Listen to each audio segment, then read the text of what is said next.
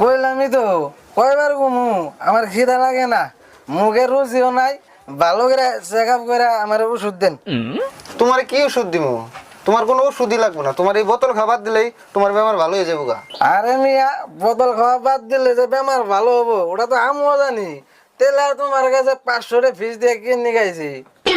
দেও সেই মাতালরে আমি কি দিয়ে বোঝাই? তুমি তাহলে বোতল খাবার দিয়ে হারবা না? না না, আমি পারুম না, এটা ছাড়া আমার চলে না। আচ্ছা, তুমি এটা খাও শিখলে কে? কারণটা কত শুনি। ডাক্তার ভাই, এটা খাওয়া শিকার কথা কইবার গেলে মেলা কথা, আপনি হই নাই আর কি করবেন? তাও একটু কও শুনি। এই বোতল কি এমনাই খাওয়া শিখছে ডাক্তার ভাই?